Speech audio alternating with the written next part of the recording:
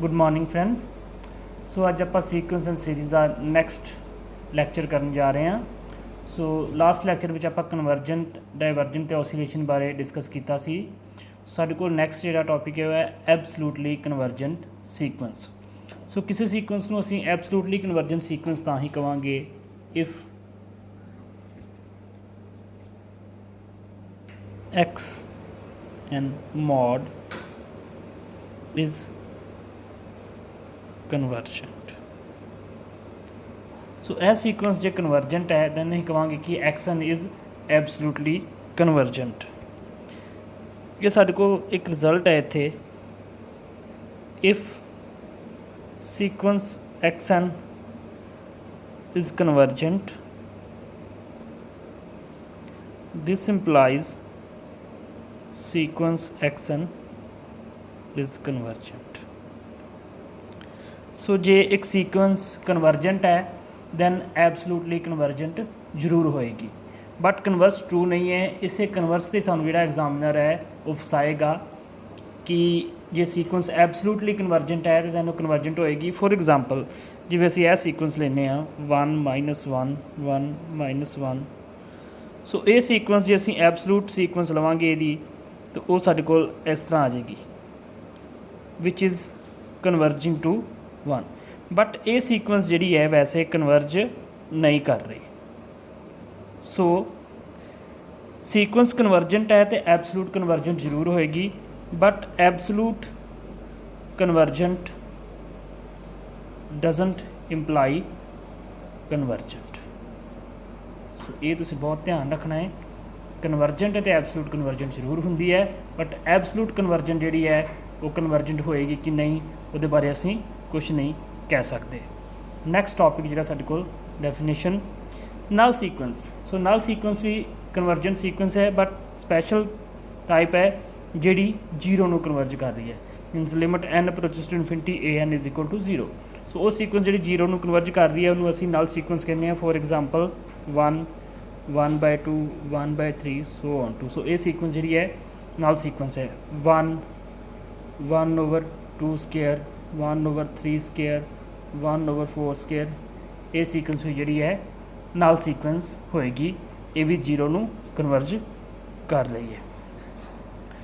So if a n is a null sequence then mod of a n is a null sequence. If and only if condition है null sequence दा जिहड़ा mod है वो भी null sequence ही होएगी।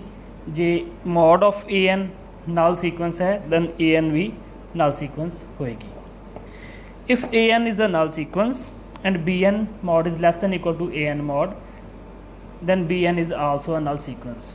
सो a n जी है वो कन्वर्ज कर रही है सपोज जीरो नूं एंड बी एन दा मॉड जिहड़ा है लेस दैन इक्वल है ए n mod for every n belongs to natural number then b n also is a null sequence.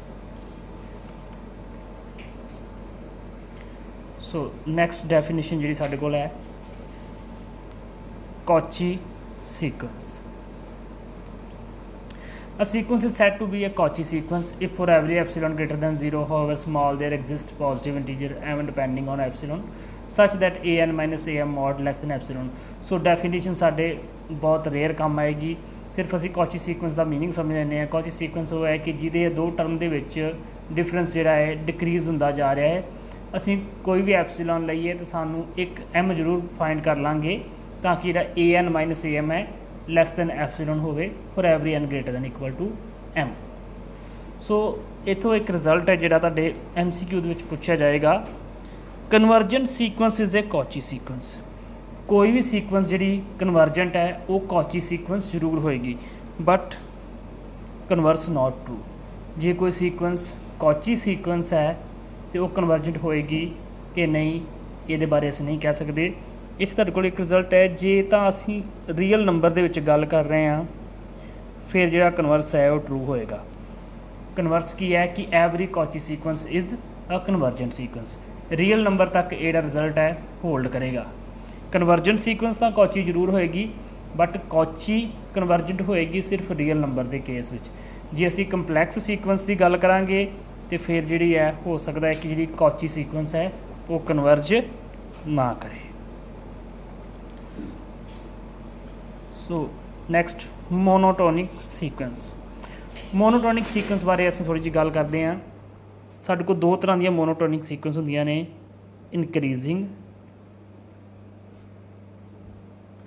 ते डिक्रीजिंग। इनक्रीजिंग का मीनिंग की है, an plus 1 is greater than an for every n belongs to natural number. So जिमें जिमें terms वध रही ने उनकी वैल्यू जी है ग्रेटर होंदी जा रही है। Decreasing an plus 1 is less than an for every n belongs to natural number. So यह सीक्वेंस जी है डिक्रीज़ करती जा रही है। एक इनक्रीजिंग सीक्वेंस फॉर एग्जाम्पल जिमें 1 2 3 यह सीक्वेंस जी है इनक्रीजिंग सीक्वेंस है। 1 1/2 1/3 सो ऑन टू ये जी है डिक्रीजिंग सीक्वेंस है। सो जे इत्थे इक्वैलिटी का साइन नहीं है फिर असी कहांगे कि ये स्ट्रिक्टली इनक्रीजिंग है।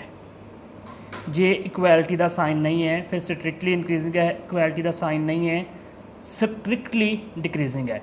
जे साडे कोल इत्थे इक्वैलिटी का साइन भी आ जाता है फिर असी सिर्फ इनू इनक्रीजिंग ही कहांगे, जरूरी नहीं है कि स्ट्रिक्टली इनक्रीजिंग हो। सिमिलरली इत्थे जे इक्वैलिटी का साइन है सो ये भी फिर जी है डिक्रीजिंग होएगी, स्ट्रिक्टली डिक्रीजिंग होएगी नहीं, वो नहीं असी कहांगे। मोनोटोनिक सीक्वेंस चैक करने लई साडे कोल एक टेस्ट है, वो ट्रिक भी असी कह सकते हैं। बाय डेफिनेशन तो असी इदां चैक करांगे कि साडे कोल सपोज कोई भी सीक्वेंस है XN, वो सानू nth टर्म गिवन है, सपोज 1/n ही है। असी चैक करना है कि सीक्वेंस इनक्रीजिंग है या डिक्रीजिंग है, तो असी किवें चैक करांगे, असी इहदा डेरीवेटिव कढ लवांगे with respect to n। So इहदा जे असी डेरीवेटिव फाइंड करिए -1/n²। So if derivative with respect to n असी जां जे x वेरीएबल जो होएगी तो x ना कर लाँगे, d/dn is less than 0, then sequence जी है डिक्रीजिंग होएगी। If d/dn is greater than 0 then increasing. ये होएगी स्ट्रिक्टली इनक्रीजिंग, है भी स्ट्रिक्टली डिक्रीजिंग। जे साडे कोल derivative less than equal to 0 है फिर असी सिर्फ इनू डिक्रीजिंग ही कहांगे। Similarly if derivative is greater than equal to 0 then increasing. So किसी भी सीक्वेंस जो असी चैक करना है कि सीक्वेंस इनक्रीजिंग है या डिक्रीजिंग है, जे वह डेरीवेटिव एग्जिस्ट कर रहा है तो सिर्फ सिंपली असी वह डेरीवेटिव फाइंड करके चैक कर सकते हैं। If derivative is greater than 0 then increasing, if derivative is less than 0 then decreasing. For example जे असी यह सीक्वेंस की गल करनी है n+1/n। सो असी चैक करना है कि सीक्वेंस मोनोटोनिकली इनक्रीजिंग है या डिक्रीजिंग है। सो असी इसका डेरीवेटिव फाइंड करांगे d/dn n² n × 1 minus n+1 × 1। सो n माइनस n/n²।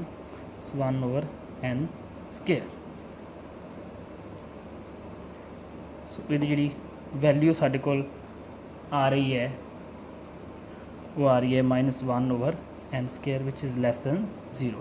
सो ये सीक्वेंस जी है एक ही होएगी डिक्रीजिंग सीक्वेंस हो जाएगी।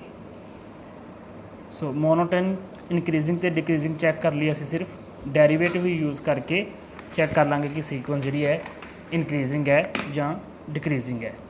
सो नैक्सट मोनोटोनिक सीक्वेंस जी असी गल कर रहे हैं, इन्हां दा कन्वर्जेंस डाइवर्जेंस नाल की रिलेशन है वो बारे असी हुण गल करांगे। Monotonic sequence and convergence. If xn is monotonically increasing and bounded above, then xn is convergent। ਤੇ ਕਨਵਰਜ ਕਿਹਨੂੰ ਕਰੇਗੀ? Least upper bound of xn। So ਕੋਈ ਵੀ ਮੋਨੋਟੋਨਿਕਲੀ ਇਨਕਰੀਜ਼ਿੰਗ ਸੀਕੁਐਂਸ ਜੇ ਬਾਉਂਡਡ ਅਬਵ ਹੈ ਤਾਂ ਉਹ ਕਨਵਰਜ ਜ਼ਰੂਰ ਕਰੇਗੀ least upper bound of xn। Similarly monotonically decreasing sequence ਜੇ ਬਾਉਂਡਡ ਬਿਲੋ ਹੋਗੀ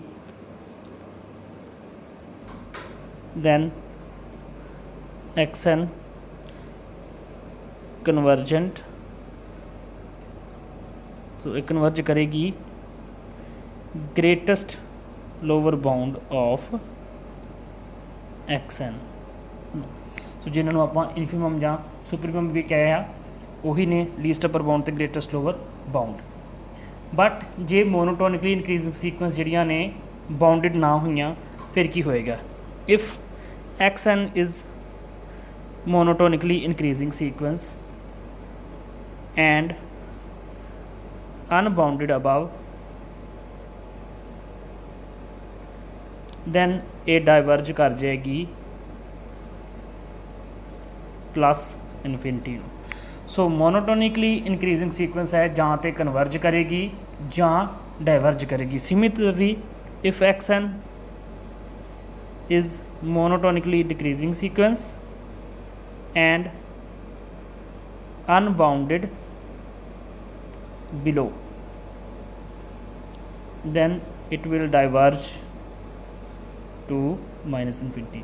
सो मोनोटोनिक जी सीक्वेंस है चाहे वो इंक्रीजिंग है चाहे वो डिक्रीजिंग है वो ऑसीलेट साडे कोल कभी भी नहीं करेगी, जां तो वो कन्वर्ज करेगी जां वो डाइवर्ज करेगी। सो मोनोटोनिक सीक्वेंस की कन्वर्जेंस डाइवर्जेंस जी है वो बाउंडेडनैस से डिपेंड करेगी। जे वो इनक्रीजिंग सीक्वेंस बाउंडेड अबव है कन्वर्ज होएगी, जे अनबाउंडेड अबव है तो डाइवर्जेंट हो जाएगी। सिमिलरली मोनोटोनिकली डिक्रीजिंग सीक्वेंस जे बाउंडेड बिलो है तो कन्वर्ज कर जाएगी, जे अनबाउंडेड बिलो होगी तो वो डाइवर्ज कर जाएगी माइनस इन्फिनिटी। नैक्सट साडे कोल है स्क्वीज़ प्रिंसीपल जिन्होंने असीं सैंडविच थ्योरम भी कह दिंदे हां। सो ये सैंडविच दे वांग काम करती है। सपोज साडे कोल दो सीक्वेंस ने BN ते CN दोवां दी सानू कन्वर्जेंस बारे पता है। BN भी जिहड़ी है L नू कन्वर्ज कर रही है, CN भी L नू कन्वर्ज कर रही है। AN दे सारे एलीमेंट जिहड़े वो BN ते CN दे विच लाई कर रहे, means A1 lies between B1 C1, A2 lies between B2 C2, A3 lies between B3 C3। Means कुछ इस तरह है B1 A1 C1, B2 less than A2 less than C2, B3 less than A3 C3। So ये hold कर रहा है for every natural number. Then जी AN की लिमिट है वो भी L हो जाएगी, मीनस AL भी जोड़ा है L नू कन्वर्ज कर जाएगा। फॉर एग्जाम्पल जिमें साडे कोल BN सीक्वेंस है 1/n, CN सीक्वेंस है 1/n क्यूब एंड AN जी सीक्वेंस है 1/n स्केयर है। सो सानू पता है 1/n cube less than equal to 1/n square less than equal to 1/n। Now CN is converging to 0, BN is converging to 0। So by squeeze principle AN is also converging to 0। So ये theorem असीं उदों use करांगे जो सानू किसी एक sequence के आसे पासे दो सीक्वेंस पता ने जिहड़ियां सेम लिमिट नू कन्वर्ज कर रही ने। सो उस लिमिट के बेस ते असीं जिहड़ी मिडल च सीक्वेंस आ रही है उन्होंने भी कन्वर्जेंट प्रूव कर देवांगे। नैक्सट दो बहुत ही इंपॉर्टेंट थ्योरम ने मैथमेटिशियन कॉची द्वारा दी गई ने। Cauchy's first theorem on limit. If a sequence AN is converging to L, so जे कोई सीक्वेंस L नू कन्वर्ज कर रही है then xn also converges to L। xn sequence किमें डिफाइन करांगे?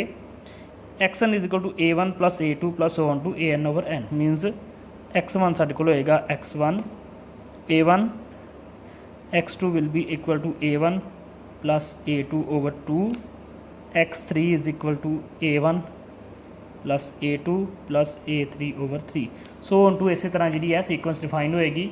जी XN सीक्वेंस है वो भी L नूं ही कन्वर्ज कर जाएगी।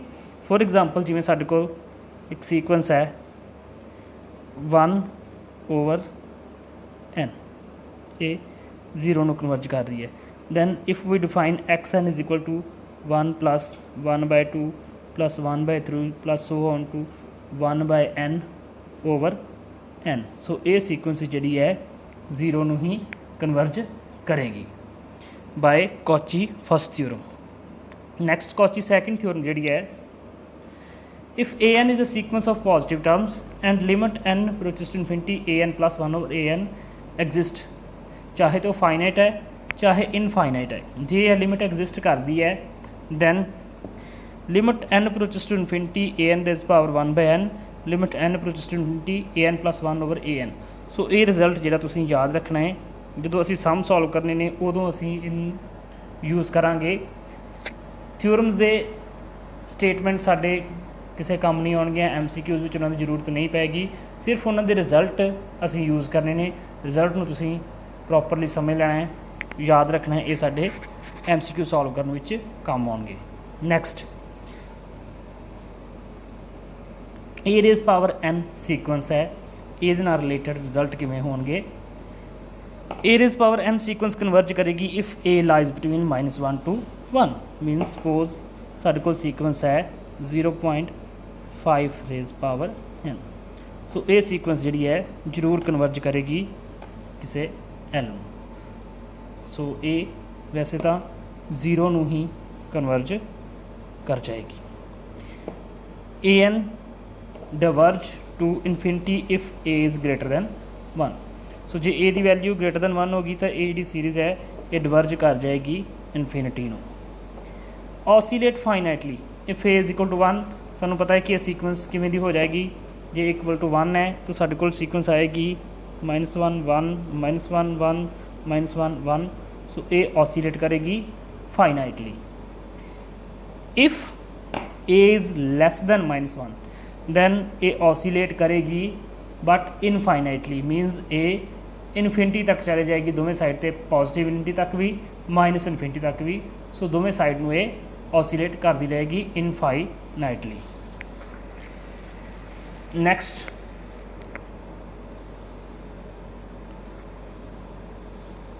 दो थ्योरम्स ने साडे कोल।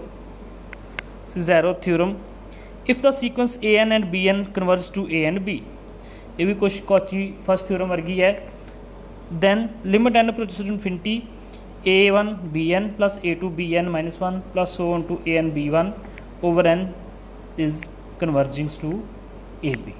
सो ये रिजल्ट तुसीं याद रख लियो, वैसे एग्जाम में पूछे जाते ये चांसिस बहुत घट ने। Cauchy Stolz theorem, if bn is a strictly monotonic increasing sequence, यह तुसीं याद रखना है कि सीक्वेंस जी है मोनोटोनिक इंक्रीजिंग सीक्वेंस है and diverging to infinity, and an is any sequence then this limit, so these limits are equal. Limit n approaches to infinity an over bn is equal to limit n approaches to infinity an plus 1 minus an over bn plus 1 minus bn, सो ये limit जिहड़ियां दोवें ने equal हो जाएंगियां provided कि limit जी है exist करती हो, चाहे वह फाइनट हो या इनफाइनट हो। नैक्सट है सब सीक्वेंस। सो सब सीक्वेंस उवें है जिवें असीं किसी सैट का सबसैट पढ़िया है। सो किसी एक सीक्वेंस विचों एलीमेंट असीं जे कढ के एक नवीं सीक्वेंस बना लें तो उन्होंने सब सीक्वेंस कहते हैं। फॉर एग्जाम्पल जिवें साडे कोल यही सीक्वेंस सी,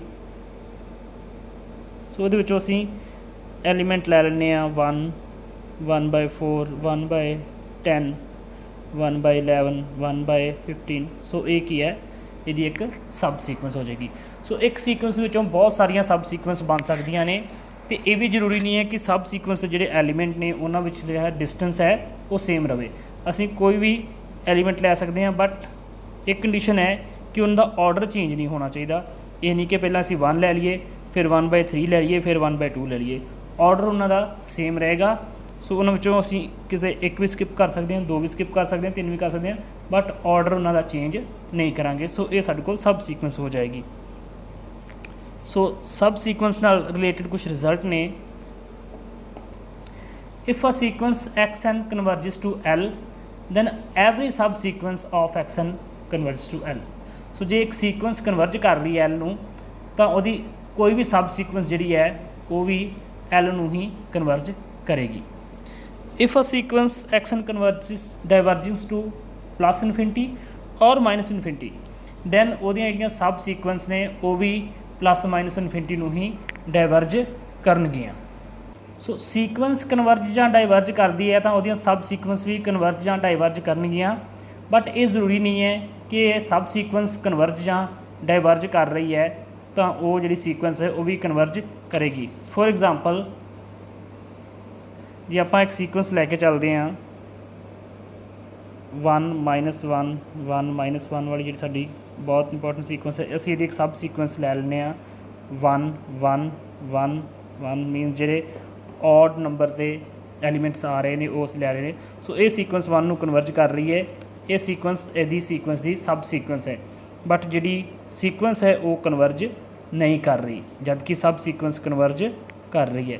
ਸੋ ਸੀਕੁਐਂਸ ਕਨਵਰਜ ਕਰ ਰਹੀ ਹੈ ਤਾਂ ਸਬ ਸੀਕੁਐਂਸ ਜ਼ਰੂਰ ਕਨਵਰਜ ਕਰੇਗੀ, ਬਟ ਸਬ ਸੀਕੁਐਂਸ ਦੇ ਕਨਵਰਜ ਕਰਨ ਨਾਲ ਸੀਕੁਐਂਸ ਮੇ ਬੀ ਕਨਵਰਜ ਨਾ ਕਰੇ। ਸੋ ਇਹ ਤੁਸੀਂ ਰਿਜ਼ਲਟ ਯਾਦ ਰੱਖਣਾ ਹੈ। ਨੈਕਸਟ ਸਾਡੇ ਕੋਲ Bolzano Weierstrass theorem. Every bounded sequence has a convergent subsequence. ਇਹਦੇ ਨਾਲ ਬੇਸਡ ਜਿਹੜੇ ਨੇ ਸਮਤਾ ਤੁਹਾਡੇ ਐਗਜ਼ਾਮ 'ਚ ਨਹੀਂ ਪੁੱਛੇ ਗਏ, ਹਮੇਸ਼ਾ ਥਿਊਰਮ ਹੀ ਪੁੱਛੀ ਗਈ ਹੈ। ਸੋ ਐਵਰੀ ਬਾਉਂਡਡ ਕੋਈ ਵੀ ਬਾਉਂਡਡ ਸੀਕੁਐਂਸ ਹੈ ਉਹਦੇ ਵਿੱਚ ਇੱਕ ਕਨਵਰਜੈਂਟ ਸਬ ਸੀਕੁਐਂਸ ਜ਼ਰੂਰ ਹੋਏਗੀ, ਚਾਹੇ ਉਹ ਸੀਕੁਐਂਸ ਖੁਦ ਕਨਵਰਜੈਂਟ ਨਾ ਹੋਵੇ, ਬਟ ਅਸੀਂ ਉਹਦੀ ਇੱਕ ਸਬ ਸੀਕੁਐਂਸ ਜ਼ਰੂਰ ਫਾਈਂਡ ਕਰ ਸਕਦੇ ਹਾਂ ਜਿਹੜੀ ਕਿ ਕਨਵਰਜੈਂਟ ਹੋਏਗੀ। Subsequential limit or cluster point of a sequence. So ਇਹ ਕੀ ਨੇ? ਸੋ ਸਬ ਸੀਕੁਐਂਸ਼ੀਅਲ ਲਿਮਿਟ ਅਸੀਂ ਉਹਨੂੰ ਕਹਿੰਦੇ ਹਾਂ ਕਿ ਜੇ ਅਸੀਂ ਕਿਸੇ ਇੱਕ ਸੀਕੁਐਂਸ ਦੀ ਸਬ ਸੀਕੁਐਂਸ ਫਾਈਂਡ ਕਰ ਲਈਏ ਜਿਹੜੀ ਉਸ L ਨੂੰ ਕਨਵਰਜ ਕਰ ਰਹੀ ਹੋਏ। Now L is said to be subsequential limit if there exists a sequence xnk which is converges to L। ਸੋ ਜਿਵੇਂ ਆਪਾਂ ਉੱਪਰ ਐਗਜ਼ਾਮਪਲ ਕਰਕੇ ਹਟੇ ਹਾਂ 1 -1 1 -1 1 -1। ਸੋ ਇਹਦੀਆਂ ਸਬ ਸੀਕੁਐਂਸ਼ੀਅਲ ਲਿਮਿਟ ਕਿਹੜੀਆਂ ਆਉਣਗੀਆਂ? ਇਹ 'ਚੋਂ ਅਸੀਂ ਇੱਕ ਸੀਕੁਐਂਸ ਹੈ ਫਾਈਂਡ ਕਰ ਸਕਦੇ ਹਾਂ ਜਿਹੜੀ ਕਿ 1 ਨੂੰ ਕਨਵਰਜ ਕਰ ਰਹੀ ਹੈ। ਇੱਕ ਸੀਕੁਐਂਸ ਸਾਡੇ ਕੋਲ ਇਹ ਹੋਏਗੀ -1 -1 -1 ਜਿਹੜੀ ਕਿ -1 ਨੂੰ ਕਨਵਰਜ ਕਰ ਰਹੀ ਹੈ। ਸੋ ਇਸ ਸੀਕੁਐਂਸ ਦੀਆਂ ਕਲਸਟਰ ਪੁਆਇੰਟ ਜਾਂ ਸਬ ਸੀਕੁਐਂਸ਼ੀਅਲ ਲਿਮਿਟ ਜਿਹੜੀਆਂ ਹੋਣਗੀਆਂ ਉਹ ਹੋਣਗੀਆਂ 1 ਤੇ -1। ਸੋ ਕਿਸੇ ਵੀ ਸੀਕੁਐਂਸ ਦੇ ਕਲਸਟਰ ਪੁਆਇੰਟ ਉਹੀ ਨੇ ਕਿ ਜੇ ਸਾਨੂੰ ਕੋਈ ਇੱਕ ਸਬ ਸੀਕੁਐਂਸ ਮਿਲ ਜਾਵੇ ਉਸ ਸੀਕੁਐਂਸ ਦੀ ਜਿਹੜੀ ਕਿ ਉਸ L ਨੂੰ ਕਨਵਰਜ ਕਰੇ, ਸੋ ਉਹਦਾ ਕਲਸਟਰ ਪੁਆਇੰਟ ਹੋ ਜਾਏਗਾ। ਸੋ ਫਰੈਂਡਸ ਇਹ ਸੀ ਸੀਕੁਐਂਸ ਦੀ ਕਨਵਰਜੈਂਸ ਡਾਇਵਰਜੈਂਸ ਨਾਲ ਰਿਲੇਟਡ ਕੁਛ ਰਿਜ਼ਲਟ ਅਤੇ ਸਬ ਸੀਕੁਐਂਸ਼ੀਅਲ ਲਿਮਿਟ, ਸਬ ਸੀਕੁਐਂਸ ਦੀ ਡੈਫੀਨੇਸ਼ਨ। ਨੈਕਸਟ ਲੈਕਚਰ ਵਿੱਚ ਅਸੀਂ ਕਨਵਰਜੈਂਸ ਐਂਡ ਡਾਇਵਰਜੈਂਸ ਆਫ ਸੀਕੁਐਂਸ ਦੇ ਨਾਲ ਰਿਲੇਟਡ ਜਿਹੜੇ ਤੁਹਾਡੇ ਐਗਜ਼ਾਮ ਦੇ ਵਿੱਚ ਸਮ ਪੁੱਛੇ ਗਏ ਨੇ ਉਹਨਾਂ ਬਾਰੇ ਡਿਸਕਸ਼ਨ ਕਰਾਂਗੇ। ਤੁਹਾਨੂੰ ਇਹ ਲੈਕਚਰ ਕਿਵੇਂ ਦਾ ਲੱਗਿਆ ਕਮੈਂਟ ਕਰਕੇ ਜ਼ਰੂਰ ਦੱਸਿਓ। ਵੀਡੀਓ ਨੂੰ ਲਾਈਕ ਅਤੇ ਸ਼ੇਅਰ ਕਰ ਦਿਓ ਅਤੇ ਚੈਨਲ ਨੂੰ ਸਬਸਕ੍ਰਾਈਬ ਕਰ ਲਿਓ। Thank you.